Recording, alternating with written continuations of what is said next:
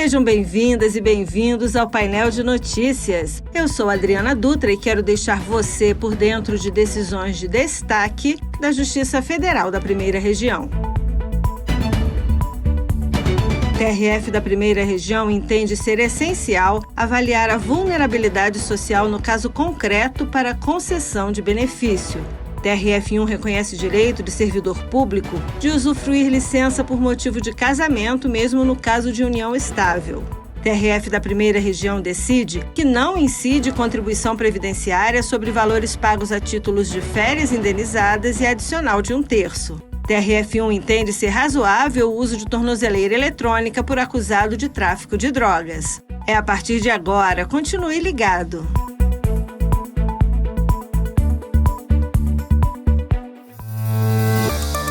A síndrome de Down é uma alteração genética causada por uma divisão celular atípica. As pessoas com essa síndrome, em geral, apresentam olhos oblíquos, rosto arredondado, mãos menores e comprometimento intelectual, além de outras características, como o risco maior de aparecimento de algumas doenças, que trazem a necessidade de cuidados especiais desde o nascimento.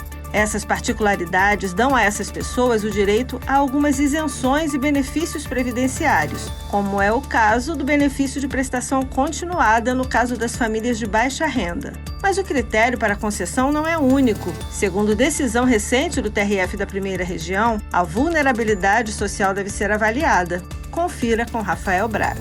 17 milhões de pessoas, ou quase 8,5% da população brasileira, possui algum tipo de deficiência.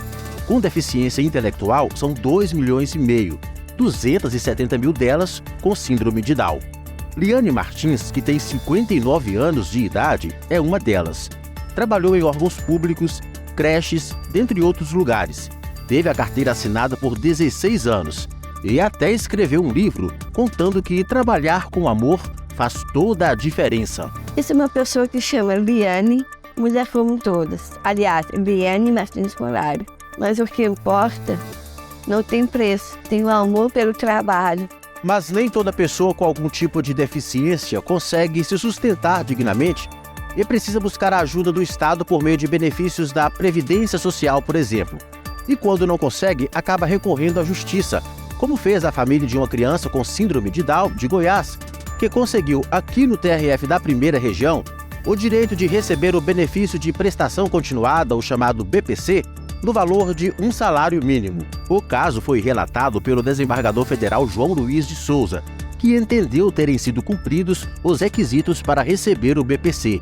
São eles: o requerente deve ser deficiente ou ser idoso com 65 anos ou mais, não receber outro benefício no âmbito da Seguridade Social ou de outro regime e ter renda mensal familiar per capita inferior a 1/4 do salário mínimo. Embora o INSS tenha argumentado no processo que o beneficiário não era incapaz para o trabalho e que a condição financeira da criança com Down era incompatível com os requisitos para receber o BPC, o relator afirmou que a condição de miserabilidade do autor foi comprovada, demonstrando a vulnerabilidade social em que vive e evidenciando, assim, a necessidade de concessão do benefício.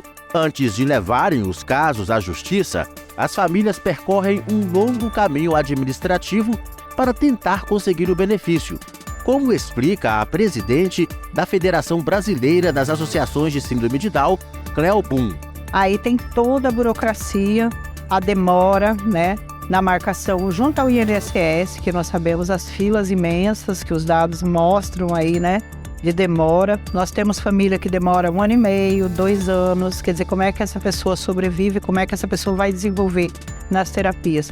O caminho poderia ser menor, sugere. Nós defendemos que todas as pessoas com deficiência deveriam ter um benefício, porque quando nasce uma pessoa com deficiência, você triplica a despesa e, no geral, mesmo que o casal se mantenha, você tem uma diminuição do orçamento se a mãe deixa de trabalhar, genitora ou cuidador, que seja, que ele vai depender também de um cuidador, a despesa vai aumentar. Na avaliação do advogado Henrique Martins, as restrições impostas pela legislação e a demora na análise do pedido pelo INSS não deveriam desanimar quem tem direito. Existe a interpretação do Supremo que já declarou a inconstitucionalidade parcial desse requisito.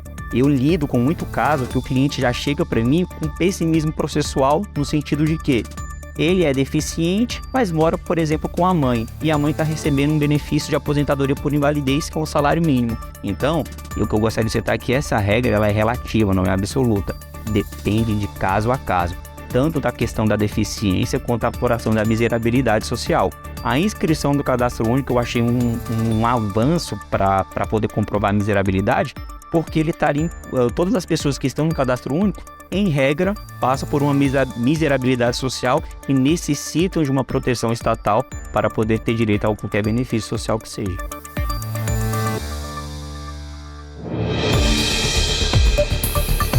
O Tribunal Regional Federal da Primeira Região reconheceu o direito do servidor público de usufruir licença por motivo de casamento em caso de união estável.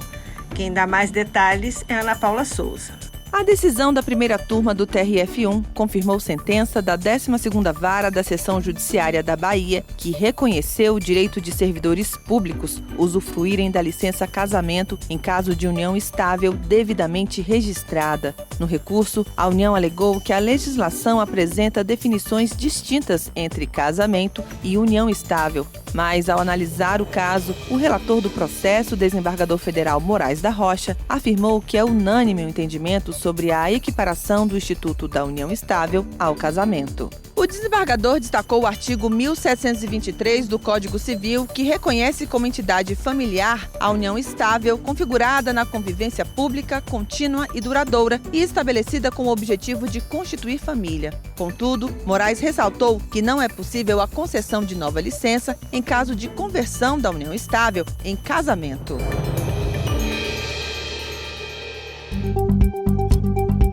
A 7ª turma do TRF da Primeira Região decidiu que valores pagos a título de férias indenizadas e de adicional de 1/3 não se sujeitam à incidência da contribuição previdenciária. Quem explica é Rafael Braga. A decisão se deu no julgamento de um recurso do município de Paulo Afonso, na Bahia, contra uma sentença da primeira instância da Justiça Federal que, contrária à Prefeitura, afastou a cobrança da contribuição previdenciária sobre algumas parcelas que compõem a remuneração dos empregados de Paulo Afonso. A mesma decisão julgou extinto o processo em relação às demais parcelas sobre as quais o município argumentava ter direito. Mas a relatora do caso aqui no TRF1, desembargadora federal Gilda Seguimaringa Seixas, afirmou não ser devida a incidência de contribuições previdenciárias sobre valores recebidos em decorrência do exercício de cargos ou funções comissionadas, sob o fundamento de que não vão ser incorporadas aos seus salários e, portanto, não podem compor a base dos vencimentos. Há, inclusive, jurisprudência do Superior Tribunal de Justiça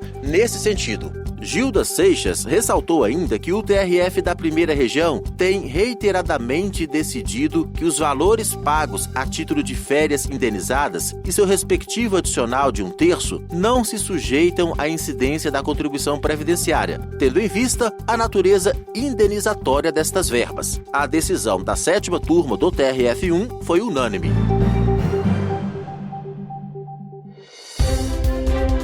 A 4ª turma do TRF da Primeira Região entendeu ser razoável o uso de tornozeleira eletrônica por acusado de tráfico de drogas. Ana Paula dá mais detalhes. A existência de condições pessoais favoráveis, como ser réu primário, ter bons antecedentes criminais, ocupação lícita e residência fixa, por si só, não garante a liberação do uso de tornozeleira eletrônica.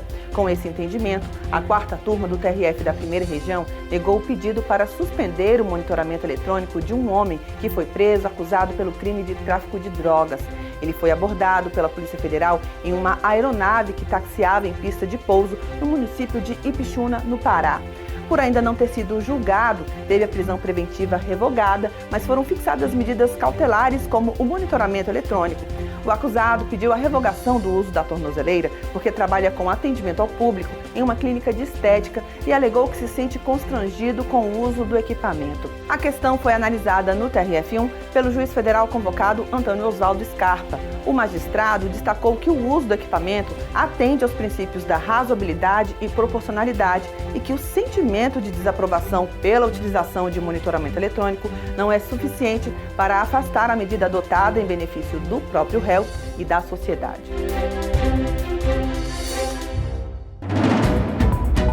Eu sou Adriana Dutra e esse foi o Painel de Notícias, um programa produzido pela Assessoria de Comunicação Social do TRF da Primeira Região, com reportagens de Ana Paula Souza e Rafael Braga. Operação de áudio, Marcelo Santos.